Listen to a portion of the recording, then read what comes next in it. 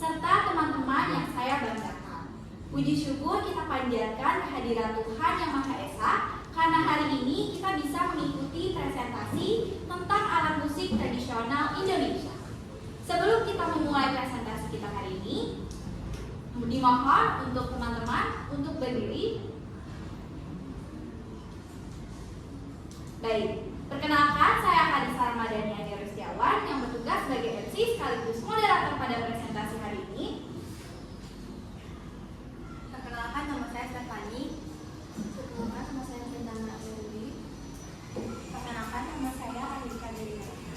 Perkenalkan, nama saya Muhammad Rozia. Perkenalkan, nama saya Iqbal Syekh. Perkenalkan, nama saya Ganapia Misrega. Baik, itu merupakan anggota dari kelompok 5. Musik tradisional Indonesia merupakan bagian penting dari budaya Indonesia dan sudah digunakan sejak dulu dalam berbagai kegiatan adat dan juga masyarakat. Melalui presentasi kelompok 5 hari ini, kita akan mengenal sejarah, nilai, dan juga ciri khas dari beberapa alat musik tradisional Indonesia. Baik, langsung aja kita masuk ke materi pertama. Di materi pertama ini, kita akan membahas tentang angklung dan sejarahnya yang akan disampaikan oleh Uma. Kepada Uma, waktu dan tempat dipersilakan.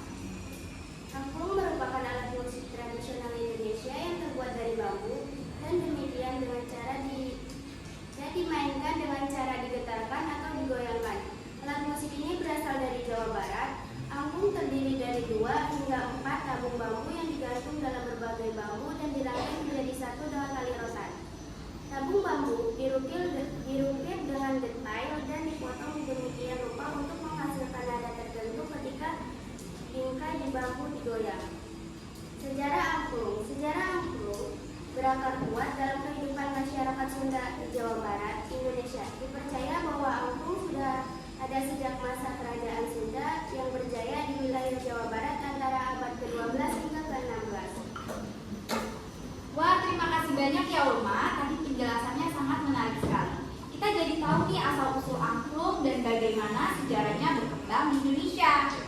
Dari materi ini, kita akan lanjut mengkulik tentang angklung, yaitu tentang nilai dan juga ciri khas angklung yang akan disampaikan oleh Arifah. Kepada Arifah dipersilakan. Nilai-nilai yang terkandung. Penemuan dan perkembangan angklung bukan hanya tentang menciptakan alat musik, tetapi juga tentang bagaimana budaya, kepercayaan, dan nilai-nilai sosial masyarakat Sunda tercermin dalam angklung. Selanjutnya, ciri khas angklung. Yang pertama, materialnya terbuat dari bambu, biasanya bambu hitam awet buruk atau bambu putih awet tenang. 2. Cara bermain. Angklung dimainkan dengan cara menggoyangkan bagian bawahnya sehingga tabung bambu yang ada di dalamnya bergetar dan menghasilkan suara. Yang ketiga, nada. Setiap angklung hanya memiliki satu nada, sehingga dalam pertunjukan biasanya dimainkan secara kelompok untuk menghasilkan melodi. Yang terakhir, fungsi sosial. Dulu, angklung digunakan dalam ritual. Yang keempat, fungsi sosial. Dulu, angklung digunakan dalam ritual-ritual sebagai sarana memanggil lidah atau sebagai bagian dari ritual kesuburan di pedesaan. Wah, dari penjelasan tadi kita nih jadi tahu ya bahwa angklung itu tidak hanya sekedar alat musik, tetapi juga memiliki nilai kebersamaan dan juga kerjasama serta ciri khas dunia unik. Tadi teman-teman sudah mendengar nih suara dari angklung. Gimana menurut teman-teman? Unik sekali bukan? Nggak kalah menarik dari materi angklung. Sekarang kita akan masuk ke gondang dan juga sejarahnya yang akan disampaikan oleh Ruri. Silakan kepada Ruri. Gondang adalah alat musik tradisional suku Batak dan Sumatera Utara yang sakral, berperan penting dalam upacara adat keagamaan serta diiringi tarian tortor. Gondang terdiri dari ansambel gondang atau tagani, gondang, pada, dua mata obu, serunai atau seruni bola, dan perkusi atau hesek. Sejarah gondang.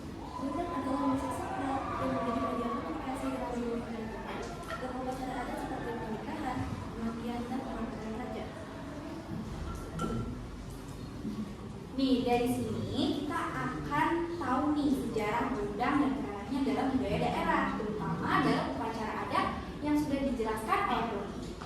Berikut ini kita akan mengulik lagi tentang gondang, masih sama di gondang, tapi kita akan mengetahui nilai dan juga ciri khas dari gondang yang akan disampaikan oleh Iqbal. Kepada Iqbal, kita silakan. Nilai yang terkandung pada gondang. Yang pertama, ada nilai religius atau spiritual, seperti pernikahan adat dan juga kematian, yaitu sahur matau. Lalu yang kedua, ada nilai adat dan budaya, mengatur tata cara upacara adat, dan juga menjadi simbol identitas budaya Batak. Lalu yang ketiga, sekaligus yang terakhir, nilai kebersamaan dan sosial.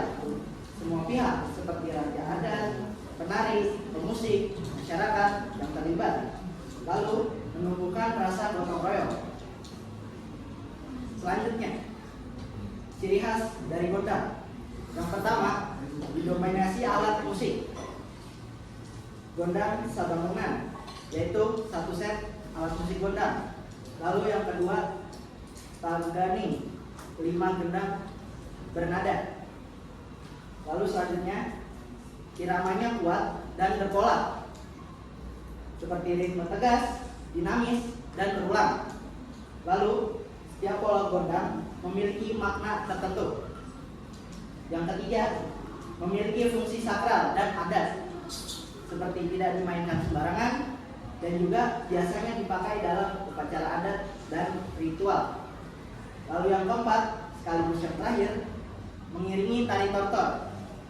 Gondang selalu sejalan dengan gerakan tari tortor, dan juga gerakan tari tortor mengikuti ketukan gondang. Oke, tadi dijelaskan dengan baik oleh kita mengenai makna dan juga ciri khas dari gondang, mulai dari bentuk hingga nilai budaya yang terkandung di dalamnya. Materi ini tuh sangat menarik banget ya teman-teman, dan saya juga berharap teman-teman bisa mendengarkan materi dari kelompok kami dengan sangat antusias dan juga seksama ya teman-teman. Lanjut, kita akan masuk ke materi TIFA. Kita akan mengulik sejarah TIFA dari Kak David. Silakan. Hari ini saya akan membahaskan tipa. Tipa adalah alat musik pukul tradisional dari Papua dan Maluku. Berbentuk tabung kayu yang dilubangi bagian tengah dan ditutup kulit hewan, rusa, biawak, kambing. Di salah satu sisinya dimainkan dengan tangan untuk mengiringi tarian adat, upacara penyambutan atau ritual sering diukir. Sejarah tipa berakar pada tradisi kuno sebagai ritual adat, penyambutan tamu, dan pengiringan tari perang, berfungsi sebagai simbol identitas budaya, kebersamaan, serta alat komunikasi tradisional. Terima kasih. Wah, keren banget ya penjelasan dari kami. Kita nih jadi tahu sejarah TIFA dan juga asalnya. Sekarang, karena saya lihat teman-teman tuh sangat sekali memperhatikan kita presentasi, jadi aku mau majuin satu pertanyaan ke kelompok yang kayaknya tuh paling dengerin. Aku pengen nanya ke kelompok yang sebelah sini. Tadi Kak Davi udah bilang nih, TIFA itu asal daerahnya dari mana sih? Kira-kira kalian dengar dari mana TIFA asal daerahnya?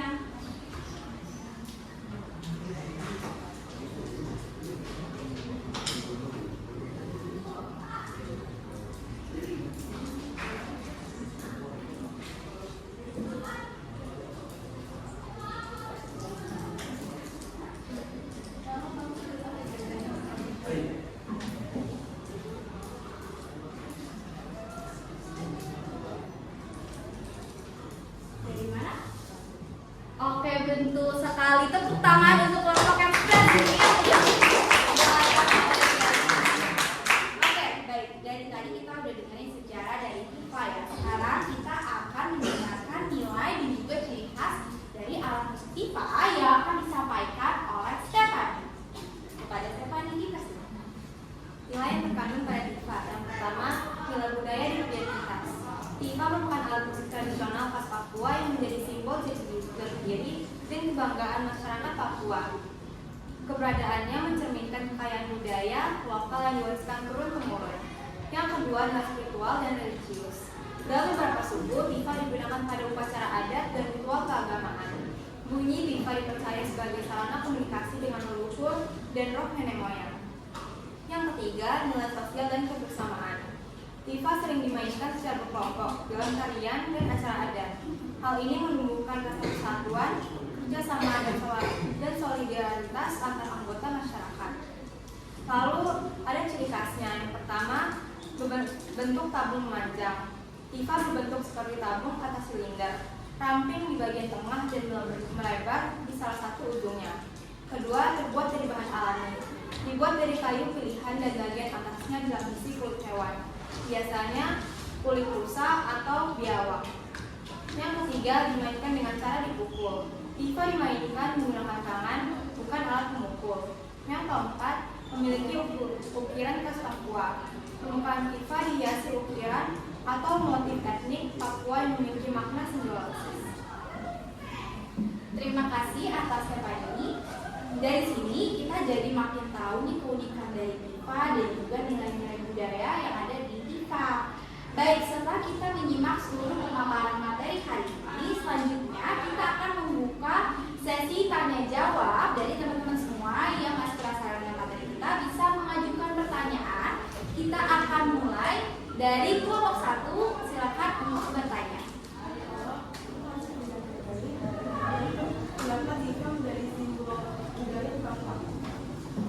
Baik, terima kasih pertanyaannya, Kansa. Pertanyaannya akan kami jawab. Oke, untuk pertanyaannya akan kami tampung terlebih dahulu. Kita akan lanjut ke pertanyaan dari kelompok 2. Silakan untuk mengajukan pertanyaan. Saya sendiri ingin menanyakan apakah aku bisa menggunakan bahan lain selain bambu? Oke, terima kasih atas pertanyaannya. Kami akan lanjutkan untuk memberikan ruang bertanya kepada kelompok 3. Perkenalkan, nama saya Arkan dari kelompok 3. Masih ada nggak sih daerah yang menggunakan gondong sebagai alat musik untuk upacara adat? Kalau ada, daerah mana? Oke. Mohon bisa suaranya lebih kencang lagi, ada?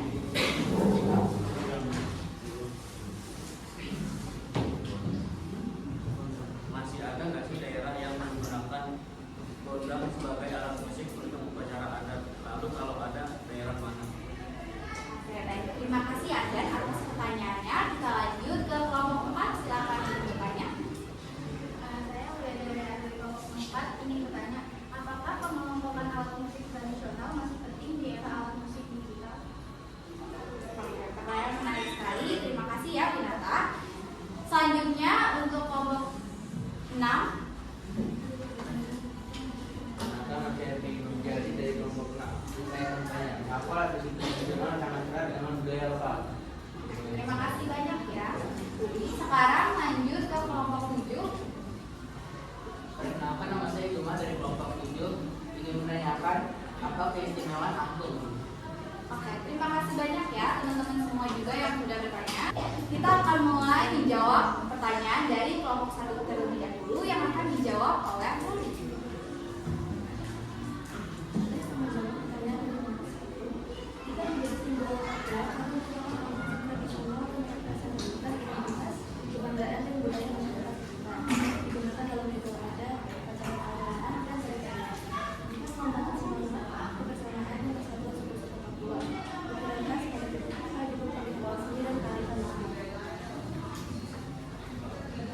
Baik, terima kasih Ruli atas jawabannya.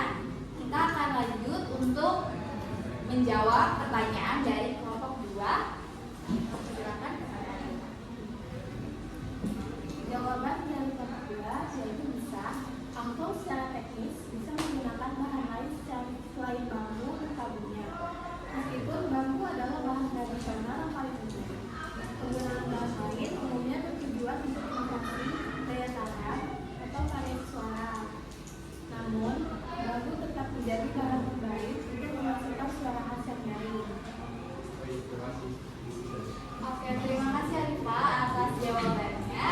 Kita juga akan lanjut menjawab ke pertanyaan kelompok 3. Tadi dipersilakan. Terima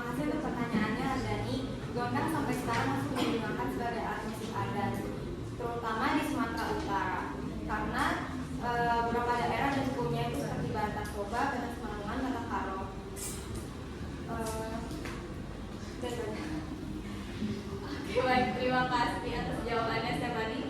Kita akan melanjutkan menjawab pertanyaan dari kelompok 4.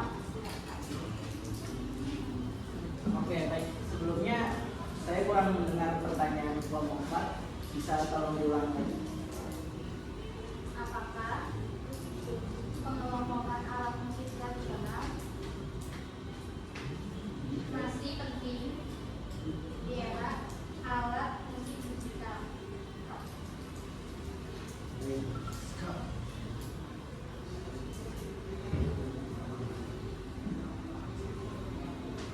Oke, saya menjawab.